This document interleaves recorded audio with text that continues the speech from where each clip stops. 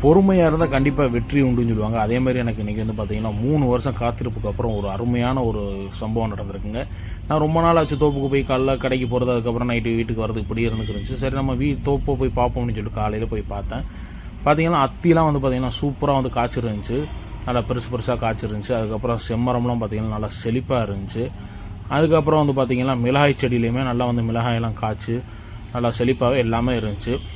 பன்னீர் ரோஸ்லாம் வந்து நல்லா பூத்து குலுங்குச்சு. அதுக்கப்புறம் வந்து பார்த்திங்கன்னா டவுன் பண்ட இலை, இது வந்து பிரியாணிக்கு போட்டிங்கன்னா உங்கள் தெருவே எழுத்துக்கிட்டு வந்துடும், அந்தளவுக்கு வந்து ஸ்மெல்லு சூப்பராக இருக்கும். அதுக்கப்புறம் வந்து பார்த்திங்கன்னா பப்பாளியும் காய்ச்சிருந்துச்சு, வெத்தலையுமே நல்லா செழிப்பாக இருந்துச்சு. இது வந்து ஓமவல்லி, கற்பூரவல்லின்னு சொல்லுவாங்க. இது வந்து அந்த சளி இருமல் இதழுக்கெலாம் வந்து ரொம்ப நல்லது.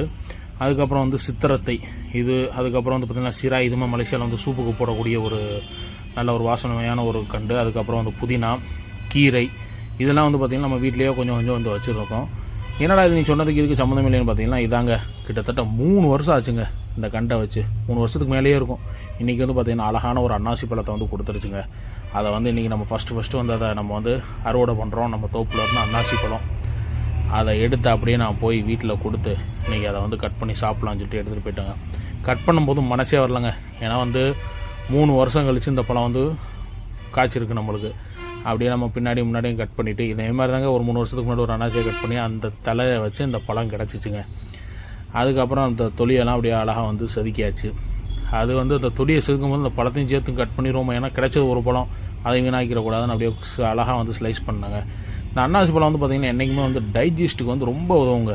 நீங்கள் நல்லா சாப்பிட்டீங்க அப்படின்னா ஒரு 2 அன்னாசி பழத்துண்டை சாப்பிட்டீங்கன்னா அழகாக டைஜஸ்ட் பண்ணிடுங்க. எனக்கு அன்னாசி பழம் வந்து பார்த்திங்கன்னா ரொம்பவே பிடிக்கும். இது நம்ம வீட்டில் காய்ச்சதுனால இது ரொம்ப ஸ்பெஷல் அப்படின்னு கூட சொல்லலாம். நீங்கள் யாரும் வீட்டில் வந்து அன்னாசி பழம் இல்லை வந்து வித்தியாசமான கண்டுகள் வந்து வச்சுருந்தீங்கன்னா வந்து பார்த்திங்கன்னா கமெண்ட் பாக்ஸில் வந்து கமெண்ட் பண்ணுங்கள். இது ஒத்த பழம் அப்படிங்கிறதுக்காக அதை 2 பிளந்து அக்கா வீட்டுக்கு கொஞ்சம் நம்மளுக்கு கொஞ்சம் அடுத்தடுத்து வரக்கூடிய காலங்களில் நம்மளுக்கு வந்து பழம் கிடைச்சிச்சாக்க அதை நம்ம எல்லோரும் கூடயும் முழுசாக ஷேர் பண்ணிக்கலாம். சாப்பிட்டு பார்த்தேன், டேஸ்ட்டு வேறு லெவலுங்க. உங்களுக்கு இந்த வீடியோ பிடிச்சிருந்தால் லைக் பண்ணிட்டு அப்படியே நம்ம சேனல்